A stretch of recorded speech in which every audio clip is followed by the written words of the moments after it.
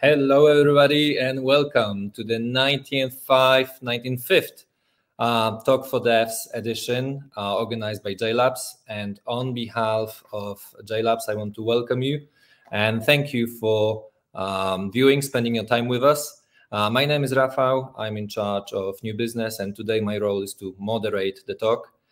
We have a great guest, Nicolas, a person with a huge experience in the topic we're going to be discussing today, how to Dockerize JVM apps. Hopefully, you're going to have some questions. We're going to have time to address them during the presentation. So if you have something to ask Nicolas directly, feel free to do it. He will be answering anything which is on your mind, not at the end of the presentation, but as the questions pop up.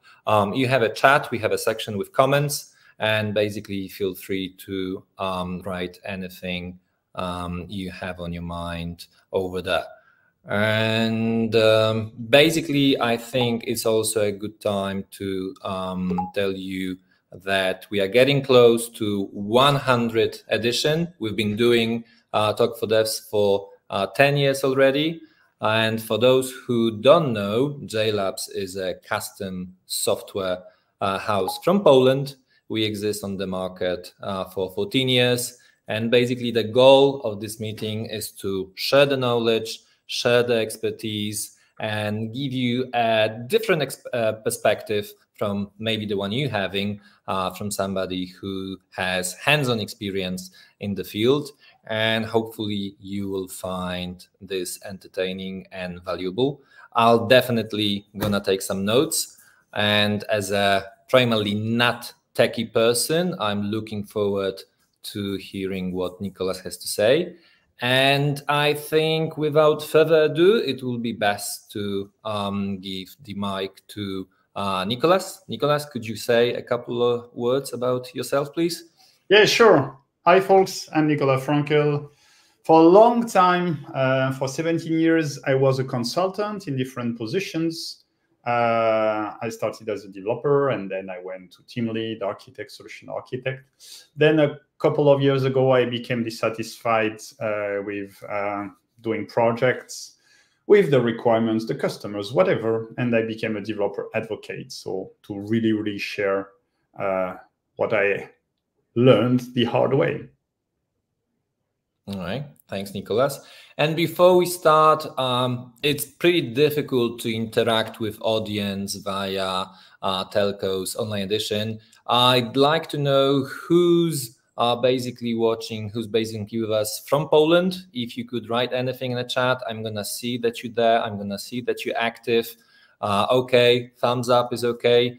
Anything basically proving your existence and your presence will be fine. Okay, perfect. All right. Hello, Anna.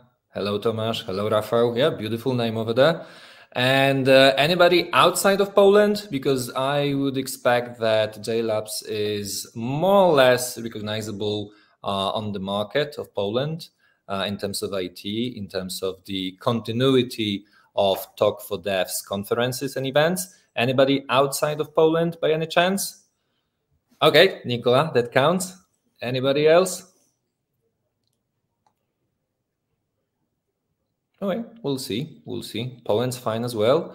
And the question is, I'm going to ask my team directly. Should we kick off straight away? All right, Nicolas, the stage is yours. I'm going to mute myself. And yeah, we're looking forward to hearing the questions from the audience and to what you have to say. Thanks. Just a thing, I will put myself in presentation mode, so it will like hide the questions. If at any point there is a question, just please like ping me and say something. Yeah, so thanks to be here for this talk about a walkthrough of ways to Dockerize your JVM application. I did this presentation a couple of years before, but everything is not updated with the latest and greatest, and some things changed a lot, some things didn't change. Anyway, let's start. So The JVM is specific because actually you need to first compile your application into bytecodes, so whether it's Scala or Java or Clojure or whatever, and then you run it. If you want to do the same with Python, it's pretty easy, right? Your Dockerfile is super straightforward. You start from a Python image, you add your dependencies, you add your project file. Potentially, you install the dependency. Here, I'm using Poetry, but you can use pip, you can use whatever you want. And then you run the stuff, and it's done, right? That's very easy. And the same goes for any regular scripting language. Here with Node, it's exactly the same process. You start from a Node image, you add your source, you add your package description, you install the dependencies, and it's done, and you serve it. So that's really the biggest difference is you don't have an intermediate phase. You don't compile to bytecode. You see it, you run it, and it's done. In this presentation, I want to go through several steps to show how you can actually do the same with a JVM app. So my app will be very simple. It's a simple Spring app. I'm using a Spring app because I know more the Spring ecosystem. If you have questions about Quarkus, I can try to answer them from what I know. And in any case, if I don't know, I will just say it. So here I will have an app which runs on the JVM when it runs in the Docker image. And I have a REST endpoint. I will demo it at the beginning and probably at the end. Otherwise, I won't be able to do it because sometimes it takes time for nothing. So here is my app.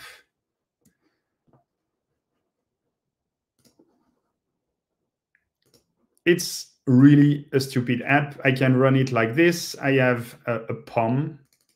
I have my application. So I'm using Spring Boot. I'm using Hazelcast because I wanted to show you a snapshot dependency, but unfortunately at the moment I can't access the repository anymore, and I have the Spring Boot Maven plugin. If I run, and I should be able to run as it is at the moment, I have a sample endpoint. I can curl it. So this is my controller. I have two endpoints. The first one is a put. I can store data. It will create like person records. I can make it a bit bigger. It's not really important. And then I can retrieve them. So if I do it like this, I can curl local host 8080. I will first put stuff. So I will x put, and I say John. And I can do the same with Jane. And since I'm storing stuff in Hazelcast, then Hazelcast runs in memory. I can get both of my entities. Like that's the kind of application that I want to put in a Docker container. So the first step is very simple. Actually, we can like compile and package everything. I need to stop that, otherwise it won't work. We can try to first package everything outside. So here I'm using the Maven wrapper, MVN wrapper.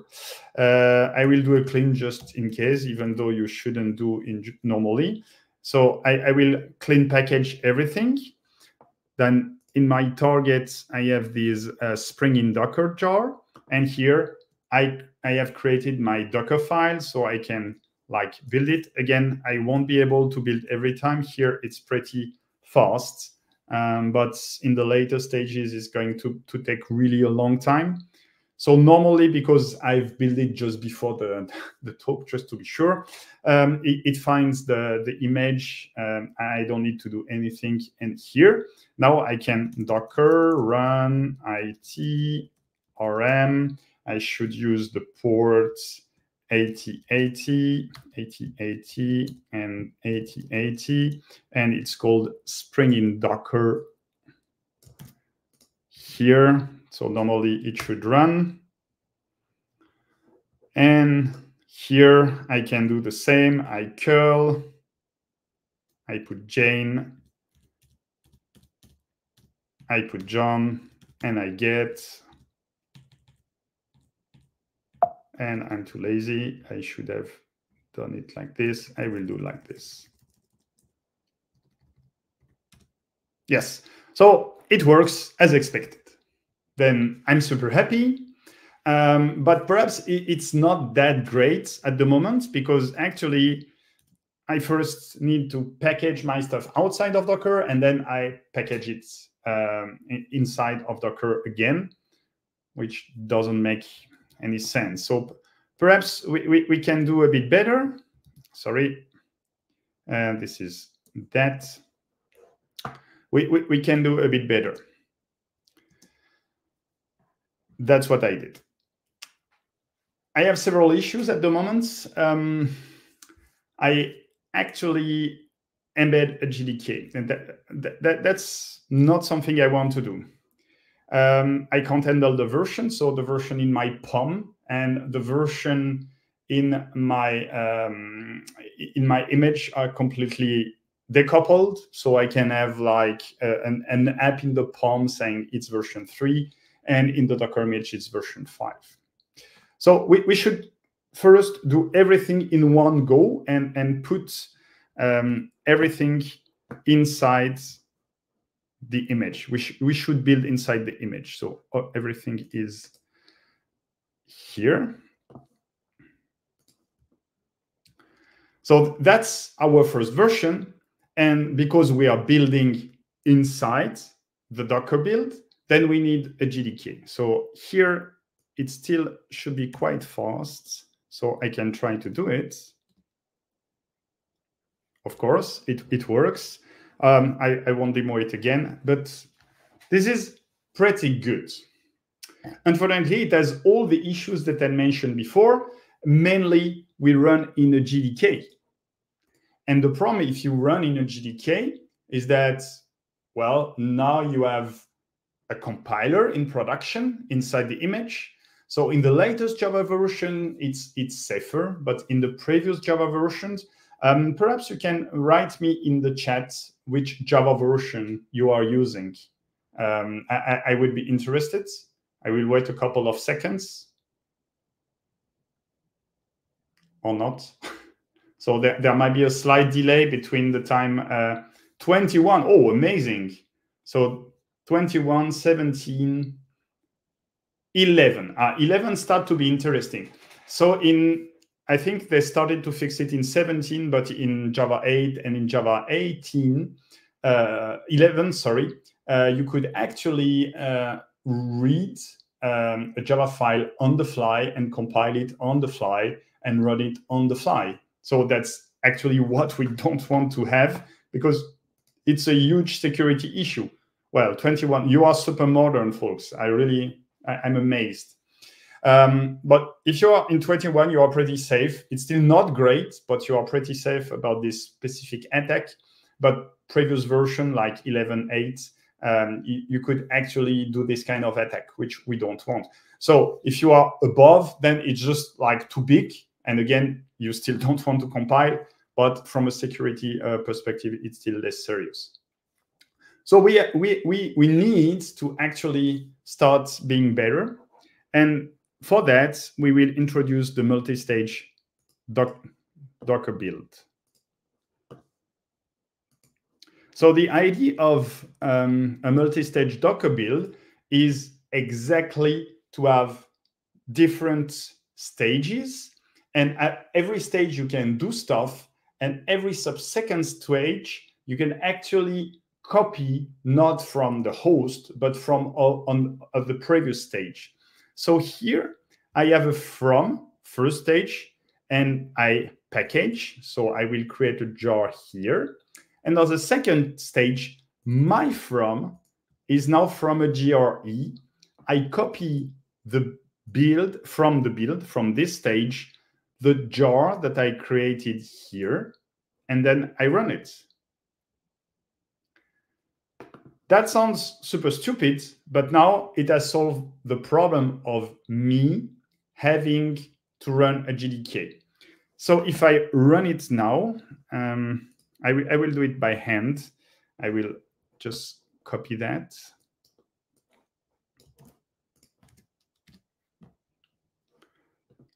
Of course, I already created everything. And we can check the difference between this version and the previous one. So I don't know, you might use Docker Desktop or not. I will first try to use Dive, and then for ease of use, I will use Docker Desktop. But what we can do is we can dive into these like 1.0 version.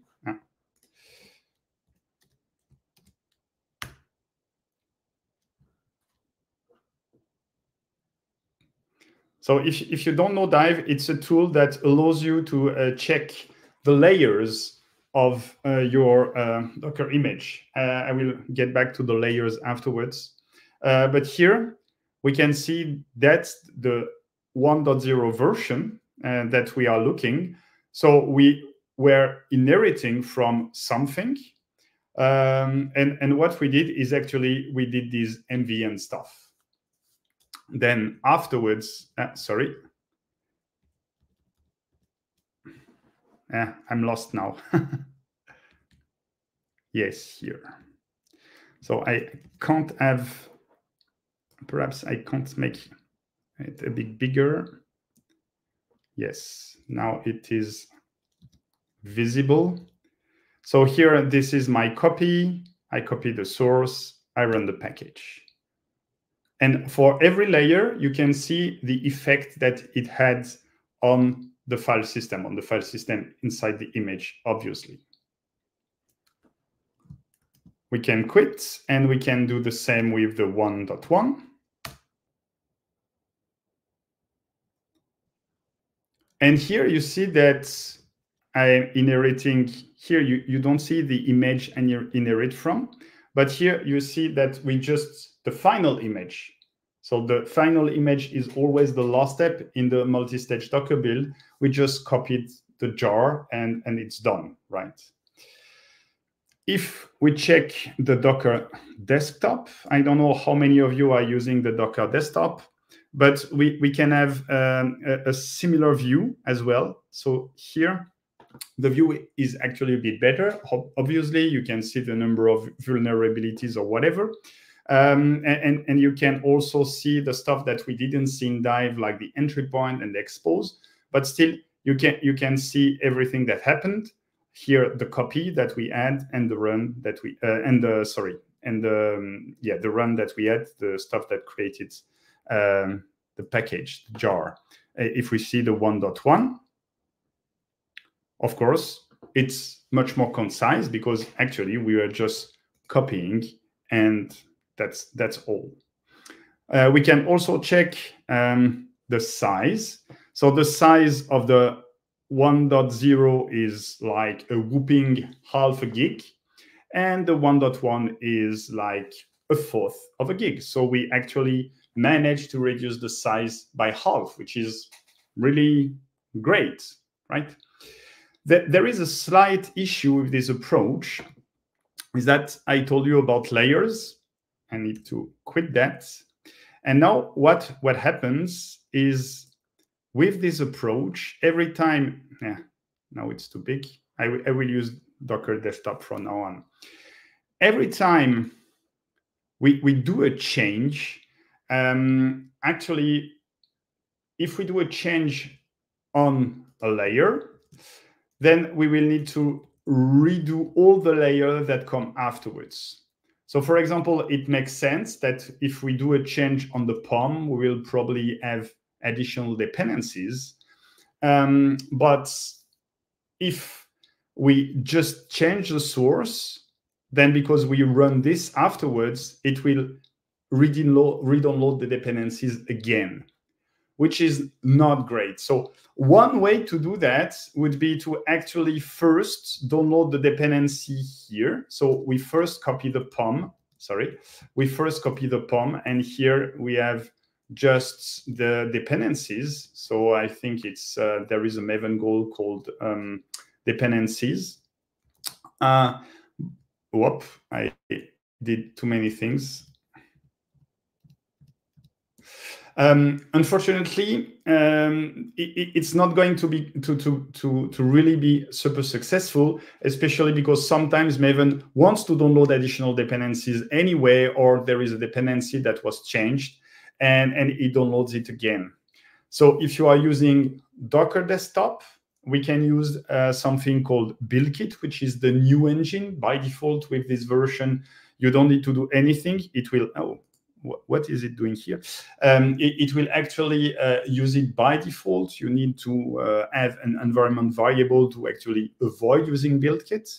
And BuildKit, we can use mounts. So you probably know about mounts. When you are running your Docker image, you will say, okay, instead of having everything inside the container, I will have a folder that is shared even between the host and the container or between multiple containers. So that's a way to store data. Perhaps if you are using the host persistently, for example, you could actually store all the dependencies of your app on the host. And then when you run it, then all the dependencies will be there. The problem is that it doesn't work at build time.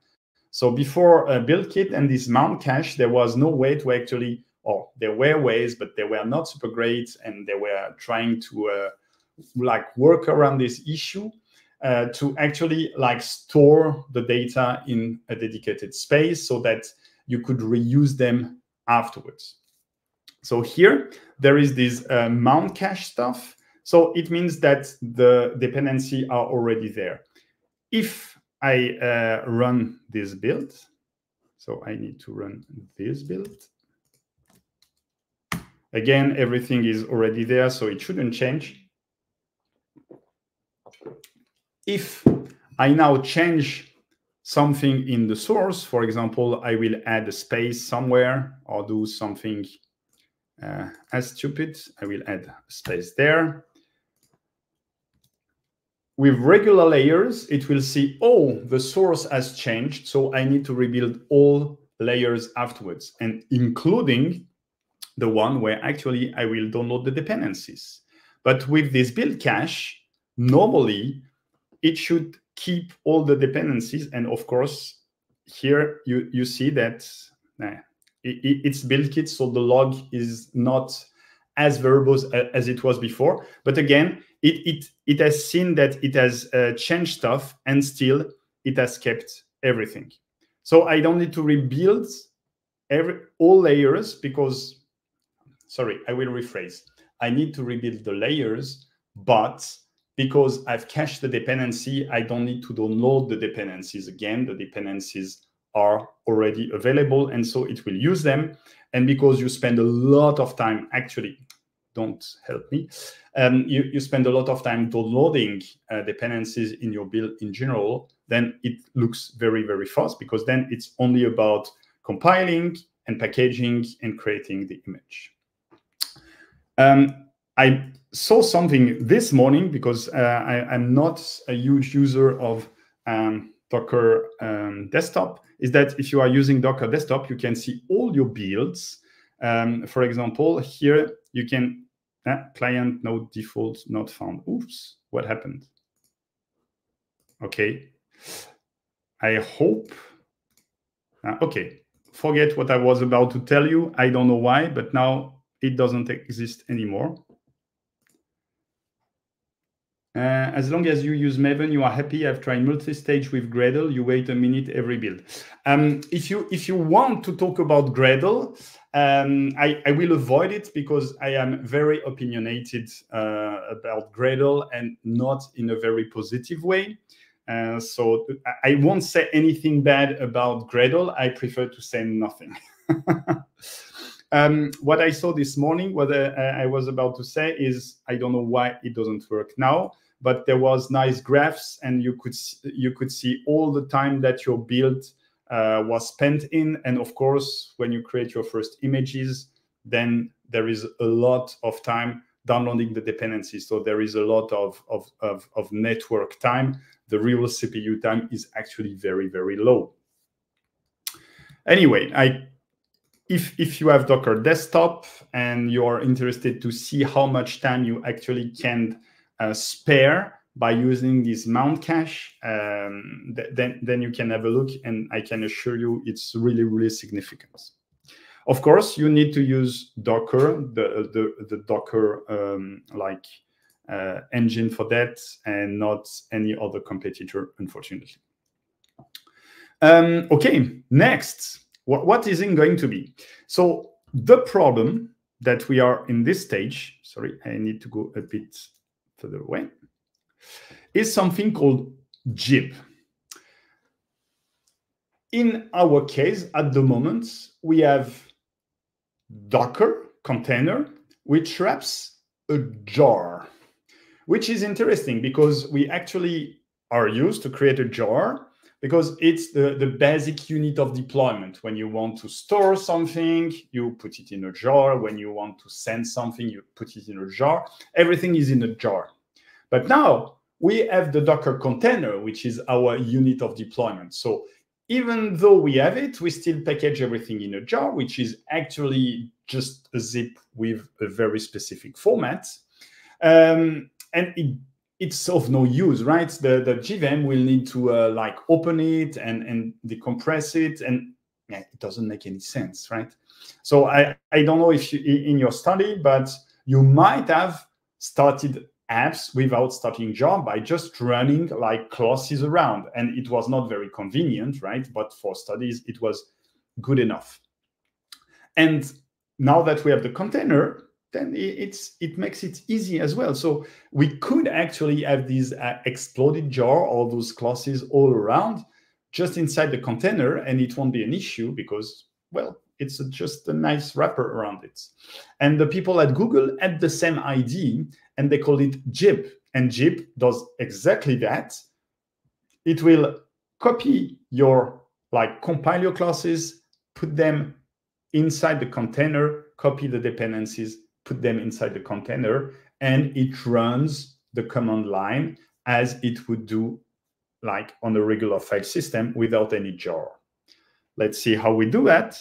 The first thing is we remove the Dockerfile and we add the JIB Maven plugin.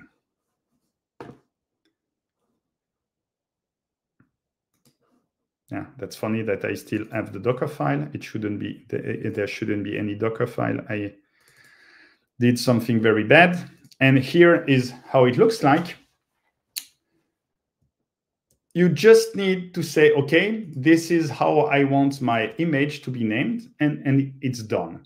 And how does JIB work? So I have my magical stuff here, so I don't make any mistakes.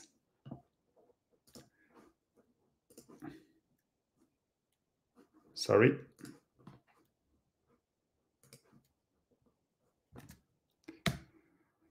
Again, it's very fast because everything is already there. And we will look at the layers, and the layers are very, very smart. Images, so it should be version 3. No, it should be version 2. It should be version 2. Yes. Here you can see the JIB Maven plugin. And here we can see all the layers that it created. So first, it added the layer about the dependencies. Then it added the layer, and I know it's, so normally it should be a layer with the snapshot dependencies. Remember the snapshot dependencies in the JVM, it means that actually you can publish different like state of the same byte of the same artifact under the same reference, and it changes. Is dash snapshot. So when you are using a snapshot dependency, you actually have no clue whether it will break or not. It's normally only used during development when you have two teams collaborating, perhaps. But it still needs to be taken care of because those snapshots that change actually very, very fast. And I have the resources, and afterwards I have the classes. But here I don't find anything. So if I use dive, let's try dive for Spring in Docker 2.0.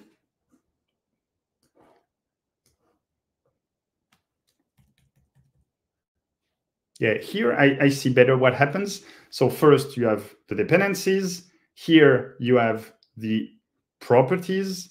Here you have the classes, and here you have the snapshots normally, plus this additional stuff. And when you actually run this, then actually it will run, instead of running java-jar like we did in the Dockerfile, it will run java-cp, and it will point to every dependency that is on the file system, and it will point to your main Java class, which Jib is able to sniff, which is super useful.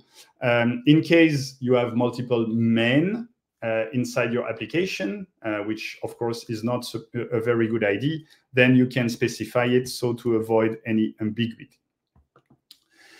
You can, of course, with Jib also change the parent image, because sometimes the image is not the one you want. So here we can use Alpine, because it's a much smaller base image, and we can use Alpine to reduce the final image version. What would you say about usage of Docker Maven plugin comparing? I mentioned that if I couldn't answer the question, I will say so. So unfortunately, I don't know about the Docker Maven plugin by Fabric. I'm sorry about that. So I can't say anything. Okay, so here we can rebuild. I don't build it again because it doesn't make any sense. We can just check the size of the, so this is version 2.1, and we built before the version 2.0 with the regular GRE, and we can see the size difference. So here it's version here 2.0 and here 2.1. So of course it's Alpine Linux.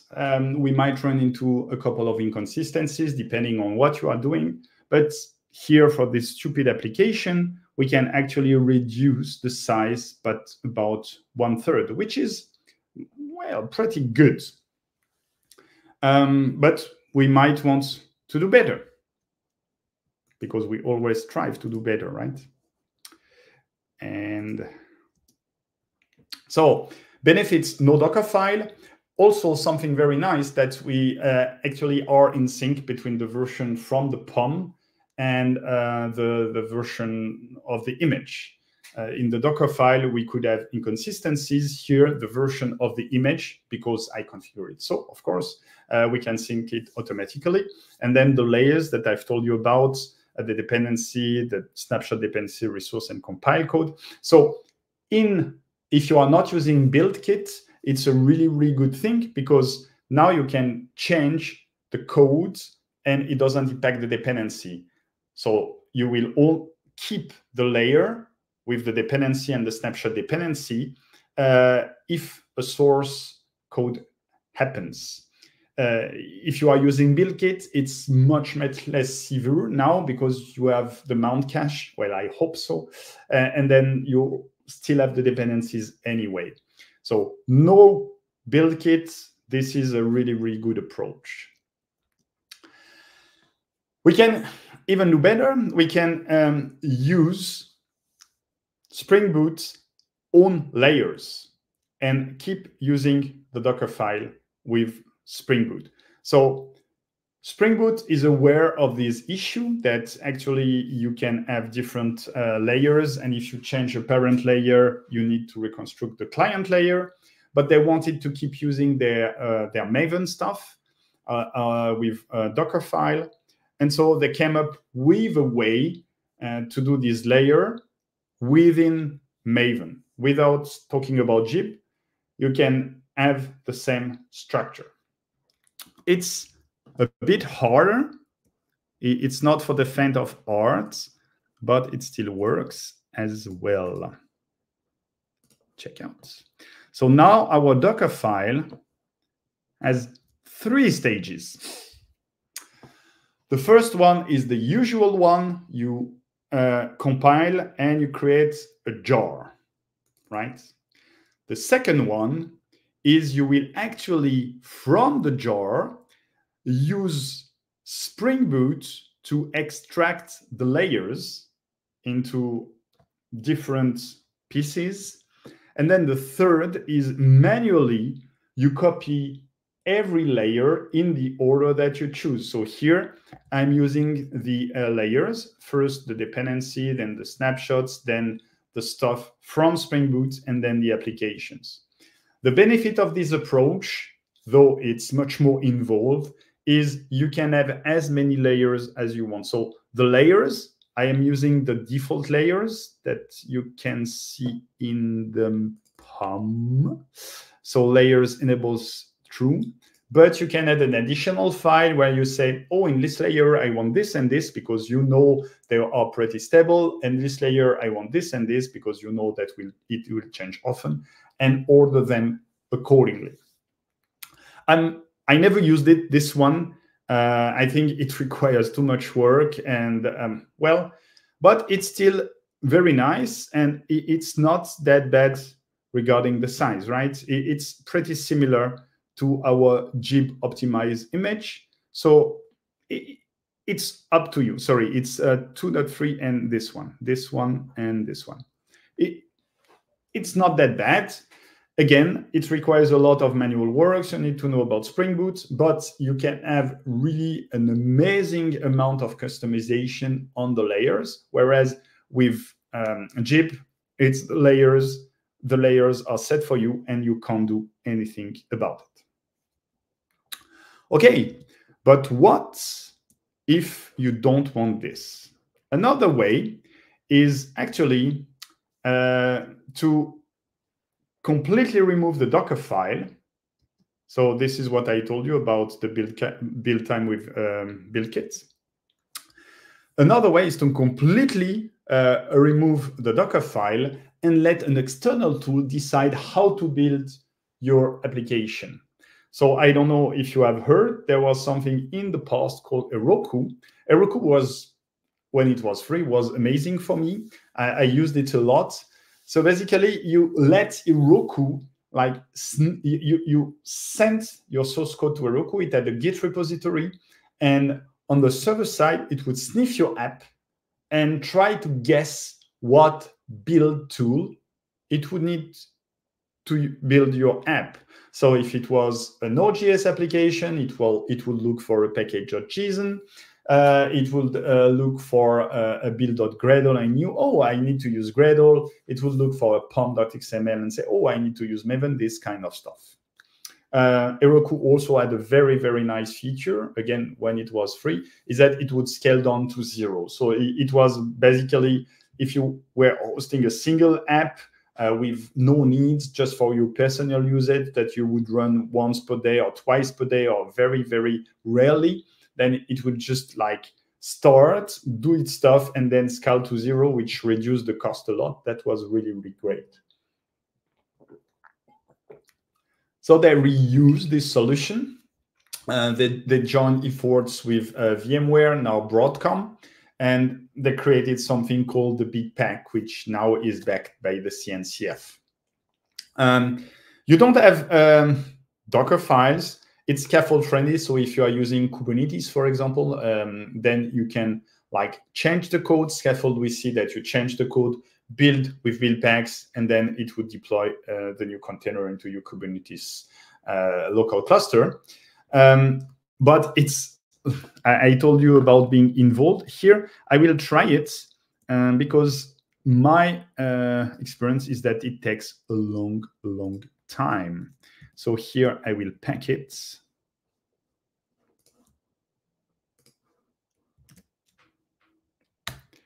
It can take quite some time. Sometimes the cache works. Sometimes Sometimes the cache works, sometimes the cache doesn't work. It seems to be good enough. So the image is cached, and you see it still does stuff. What it does is most of the time it downloads a builder image. And this downloading the builder image can be very, very slow. And more importantly, is not cached. So I don't know how it actually works. I believe that the builder image changes from time to time. There is a hash. It tries to check if the hash is local. If not, it downloads the builder image. And again, as I mentioned, it can take lots of time. However, it's pretty good on the results, right? The good thing about Buildpacks is it adds system stuff about your container. So far, we only cared about Java. We didn't care about certificates. We didn't care about sending interrupt signals or anything. We were just like happy that if we pressed Control-C, then Docker will intercept the signal, send it to the app will respond and everything. But here, it has dedicated very low-level system stuff to handle that for us. The issue is that, as you can see, the application layer is actually before all this system stuff. So if you change the application layer, it will add them again. Fortunately, they are not that huge in terms of size. So it won't impact the build time, but still, for me, it's a bit weird. Okay. We can still do better because, well, we need to install Pack, we need to update Pack, we need to maintain Pack, and perhaps that's not so great. So what we can do, the downside are, of course, there is no sync again. So we get back to the fact that we need to have a specific tag. Something I didn't mention, which hurt me a lot, is you have a very, very limited choice of parent images. You have a couple of builders available, and you have a couple of parent images, and they need to match. So, for example, there is a very bare parent image and a very bare builder, but you can't use a very bare builder to build a complex image and vice versa. There is first a check about they must have similar labels, and then otherwise the system won't meet the requirements. So I'm not sold on this idea. I know a lot of people are super happy about it. If it rocks your boat, then please use it. But for me, it's not super nice. Spring Boot is still part of VMware, and so they said, "Oh, we can use Pack. It's good, but we don't want to use the Pack command line, so we can probably do it through Maven. So we can do the same, and we will have the exact same result by using this Spring Boot build image stuff. So let's do that."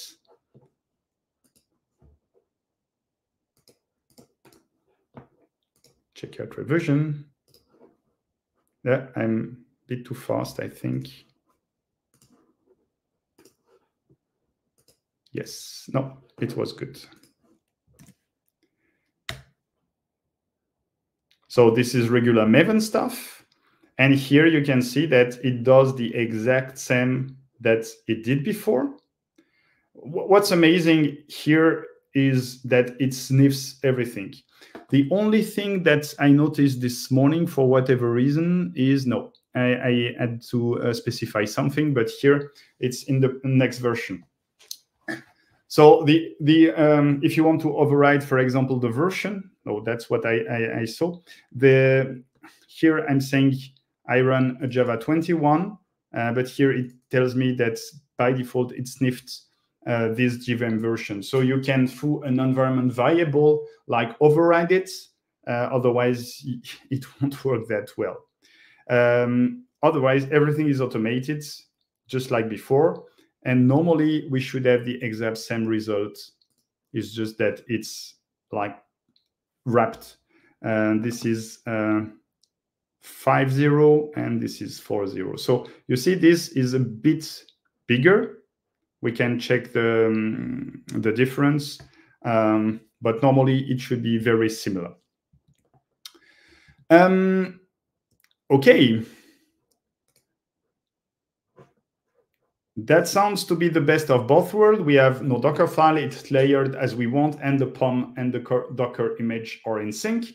Unfortunately, there is a very limited choice of the parent image.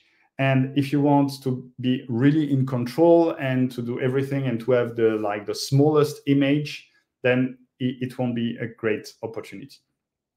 Speaking of small image, perhaps you have heard about GraalVM. So here we have a container that runs a JVM. And remember, the JVM is an amazing piece of technology that will continuously try to read the bytecode and compile it according to the workload. So if you have a long-running process, when I say long-running, like we did in the servers before, then you will have amazing performance. That's the reason why the JVM was able to beat native code like C and C++ code for like the last couple of years or decades, a really, really good benchmark. But if we are running in a container, then most of the time we just up the container and we switch it off. Or you are running Kubernetes and it needs to reclaim memory or CPU and it switch it off. And so the benefits of the JVM in a containerized environment might not be so huge. So the idea would be, okay, let's go back to doing native code, but then we will need to learn C or C++ again, or Rust or Go or whatever. But if you have built your entire information system around Java, then perhaps an idea is, instead of having Java code compiled to bytecode, we can compile it to native code instead. And Oracle came and had something called GraalVM that does exactly that. So what we can do is we can just try to do this through the build image stuff. So we just say here, I upped the version, we keep everything, we add a new plugin. This is very, very important. And now for our build, we will just use the pnative profile. Here, I won't even try. It will take ages, even if it's cached. What I tried, however, is to run this application. So it's version 6, I think. And I can docker run itrm, and it's called Spring in Docker. So I will just need 6. And it should run like this. And this is the error that I had this morning. So throughout the past years, sometimes it works, sometimes it didn't work, sometimes it worked. And here we are talking about SO stuff. So this is like system problems. And I'm not a system engineer. And I say, what the hell? I can't do anything about it. So what did I do? I changed my way again by using a Dockerfile. So now I'm back on Dockerfiles. And I do what I believe would be the right thing to do. So here my Dockerfile is the following.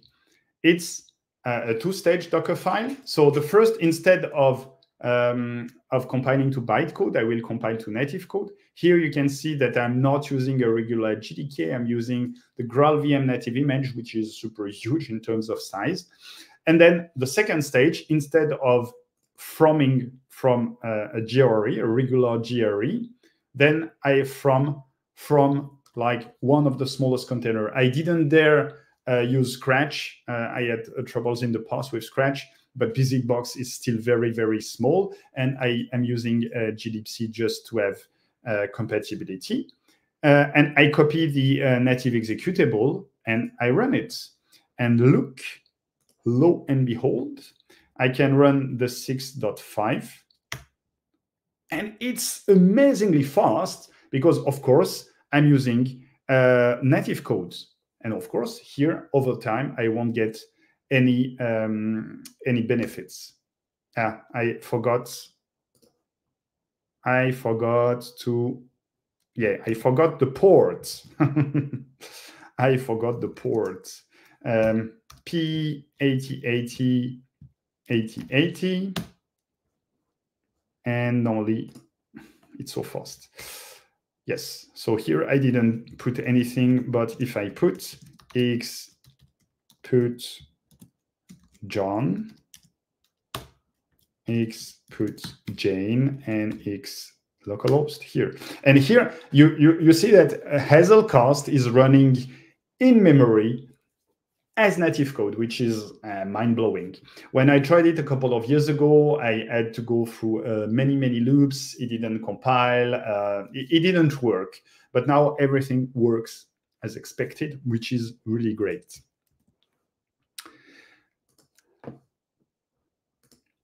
So the theory is, well, it's just a national dependency and profile activation, but in reality, it depends a lot on the architecture. It will probably work if you are using Linux, but on my Mac, it doesn't work. And so I use the Dockerfile, and then it works again. I want to finish this talk because I hear a lot of stuff about like two things, the small images and the build reproducibility. The first is, we have this amazing trend that says your Docker image must be the smallest possible. And you do crazy things like squashing the layers. For example, there is Docker Squash, or to, instead of having multiple runs, you have one single run with double %, and everything runs in one go. Sometimes it's a good idea, sometimes it's not. But unfortunately, the gains are very marginal. And more importantly, it's better to have one image with, let's say, 100 megs with a layer that is reused across different images at 80 megs, because then you have it locally. You don't need to download it again, instead of having an image that is 50 meg that you need to like download again and again. If you have 80 megs cache, that means that you only need to download 20 megs, the difference between 100 and 80. You really need to understand the layers and how you inherit, which layer you inherit from. It's better to have one single base layer, if possible. Of course, it's not always possible, across all your images, if you can, because then it's cached either locally or on the enterprise level, and you don't need to download it from the internet. Once you start flattening the layers, you lose this benefit. So be very careful about this flattening stuff. There are good ways to actually have smaller Docker images. The first is to choose your base image, your from image, in a smart way. Many people would say, oh, let's use Alpine. Yes, it works most of the time, but then when it doesn't work, it's a mess, because actually I'm not a system engineer. Most of the time I can't debug. There is this distro-less stuff from Google. They work really well, but then there is no debugging tool. You can't SSH into the Docker container and try to do stuff. It's just impossible. You have debug alternatives for this distro-less, which works well in environments, but if you deploy them again in production without the debug stuff, which will be the case because you are aiming for the smallest possible image, then not that great again. So that's my point about flattening layers. Be careful about the smallest image possible. Yes, but don't flatten the layer. Keep the layer organized in a way so that you can reuse them. The second is about build reproducibility. Docker images themselves are immutable, but the pointer to the image is not. So in all the examples that I have shown you, I use the name and the tag because it's easier to understand, but you shouldn't do that for real, because somebody might publish a different image with a different image under the same name and tag, and so it will change your stuff, and you don't want to do that. So if you want to have a reproducible build that don't change, then you need to use hashes. So if you want to have this quality, use hashes and add the comments. It's this version. Okay, a small recap. You need to sync the version between the POM and the image. Then you probably are not using Dockerfile. You will be using the POM, managing everything from the POM. Because if you are using a Dockerfile, there is no automatic sync. It can be an issue. You can automate everything. It will make things better, but you need to think about it. You need to think about your layers if you want to have faster development time, because you will have faster build times. If you are using Docker, the real one, not on any other engine, use cache mounts during builds. It works for like Python, any software stack where you have dependency, use cache mounts. You just need to understand where does the build tool puts its dependencies. If you are not familiar, that's another issue, but on Maven, it's pretty clear. And finally, instead of focusing on image size alone, focus on the layers and focus on reusable layers. Thanks for your attention. You can follow me on Twitter. You can follow me on Mastodon. You can follow me on Blue Sky. If you are interested about the code itself, then everything is on GitHub under this link. And there is the bit.ly stuff allows me to check how many people did actually open the link. Thanks a lot. And now I will check for questions. Thank you, Nicolas. Guys, the time is running up, so it's the last moment to ask Nicolas anything that's on your mind. Personally, any event online and your participation here, the value is having the possibility to basically address any questions you have. And afterwards, okay, we got Should one. you run tests during builds in Docker? Probably not. What you should is run it in your pipeline. You should do like unit testing in your pipeline. And after you have built your image, then you probably should run integration tests. But inside the Docker image, I see no value in it.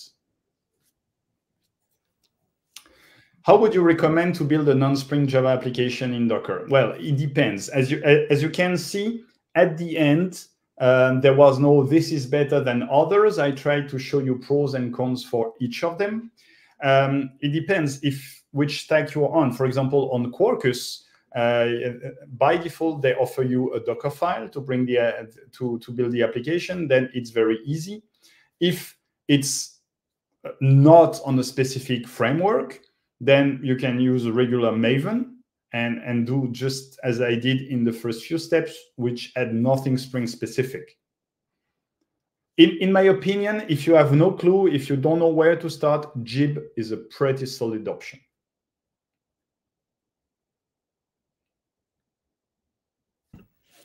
Okay, so I guess those who wanted to ask questions, you used the opportunity. Thank you for your questions, guys. Thank you for being here. We're going to have the recording ready for you. We're going to have another edition of Talk4Devs coming next month. So stay tuned. Don't forget to follow us on the social media of your preference. Basically, we try to be active on all of them, and we'll definitely keep you updated about any news and next topic. Thank you, Nicolas, for the comprehensive approach.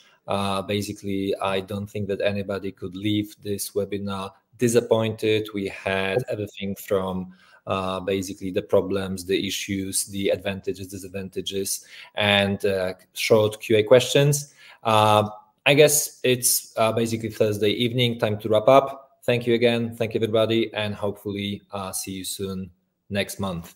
Bye-bye, everybody. Bye, and thanks.